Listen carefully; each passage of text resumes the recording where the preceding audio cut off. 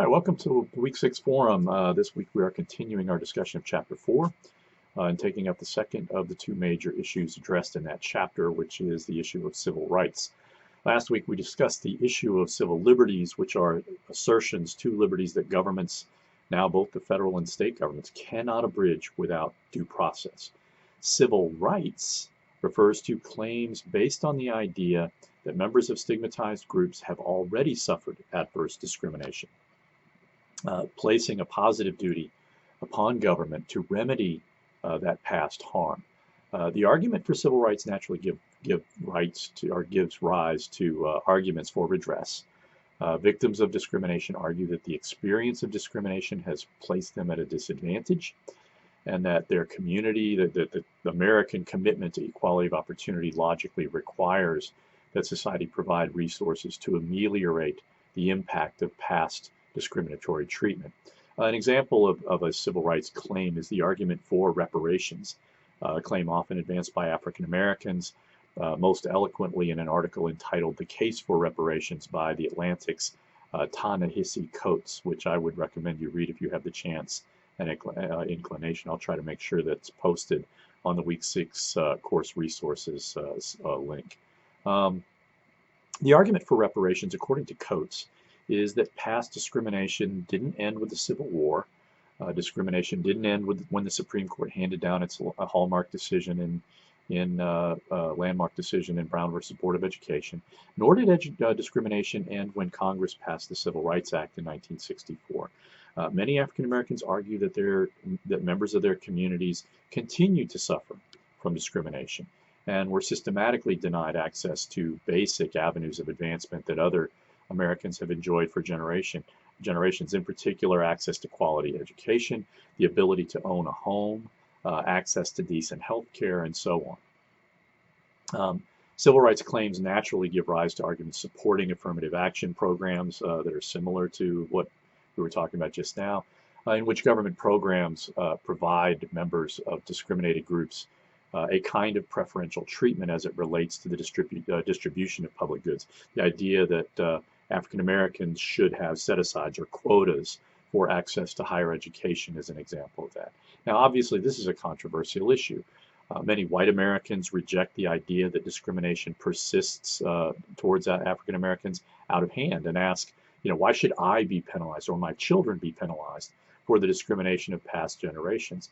Large percentages of Americans believe in the notion of merit, that people should be rewarded based on the work they do and the quality of the work they do and not on some victim status. While I acknowledge the importance of these kinds of claims, to me, the evidence of persistent discrimination seems to me to be too obvious to ignore. How we go about dealing with that is a different thing.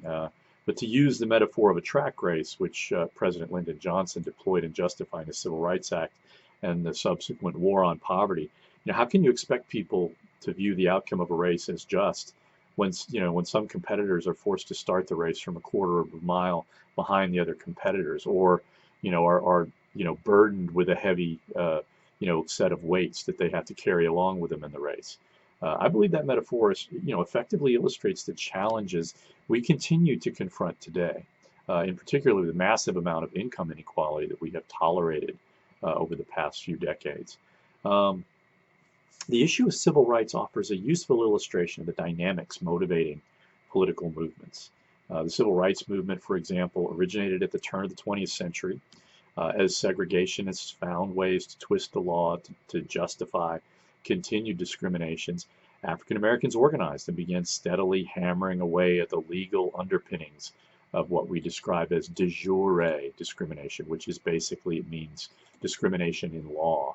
The long struggle of African Americans, helped similar struggles among feminists for greater political rights for women, and sparked similar movements among Latinos, Asian Americans, and the LGBTQ community. In Oklahoma, for another kind of illustration and extension of the discussion, the status of Native Americans is an important issue. Legally, Native Americans are domestic dependent nations. We have gone through significant changes in how that status has been interpreted in American law. ranging from overt discrimination to attempted forced assimilation to respect for and preservation of Native American culture. Different administrations have had different approaches to Native Americans. At the state level, Native Americans have taken advantage of their status as an independent sovereign entity to establish casinos on Native land. And that has created a huge revenue stream for Native American tribes. Here in Oklahoma, Governor Kevin Stitt has argued that Oklahoma should be getting a larger share of OK Native Americans, tribal casino profits. Stitt wants to renegotiate the Oklahoma tribal gaming laws, and has been pushing for that. And the Native Americans, tribes have been steadily pushing back. My read on this is that Governor Stitt is not in a particularly strong legal position to force the tribes into renegotiation, and the tribes are almost certain, are resisting his calls for renegotiation. If you've been paying attention to the television advertisements that the tribes have been running, you're aware that they're defending themselves in the court of public opinion, and that's also something that movements do. If any of you are interested and want to discuss this issue, of course, I'm happy to talk about it. The legal status of the LGBTQ community has also undergone similar evolutions. In 1986, the Supreme Court held in Bowers versus Hardwick that privacy laws did not protect consensual homosexual activity, but later reversed itself in Romer versus Evans, which struck down 1998, which struck down a Colorado law that preempted local governments from passing ordinance to protect gay rights.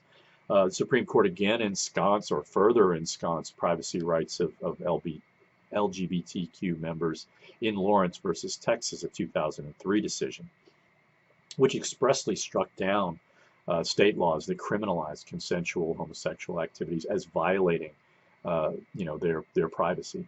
And then again in Obergefell versus Hughes, a 2015 decision, the Supreme Court overturned the federal Defense of Marriage Act and state laws that ban same-sex marriage. What is really remarkable to me is the speed with which public opinion on these issues has turned. People forget that Barack Obama was basically on the wrong side of this issue in 2008 when he ran for president. And it took Vice President Joe Biden publicly differing with Obama in 2012 to get the administration to change its position.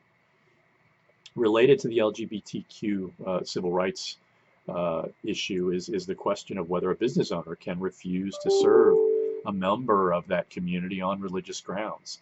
The Supreme Court ruled in Masterpiece Cake Shop versus Colorado Civil Rights Commission that a shop owner could refuse to provide creative services if the customer's lifestyle offended their religious sensibilities. In this instance, a gay couple wanted a baker to sell them a wedding cake. Is that a protection of religious belief?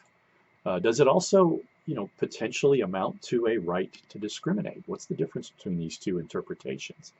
On similar grounds, could a pharmacist refuse to provide birth control to a woman on the grounds that it offends his or her religious beliefs? That they believe that that birth control is abortifacient or whatever they call it these days. Something that we can talk about.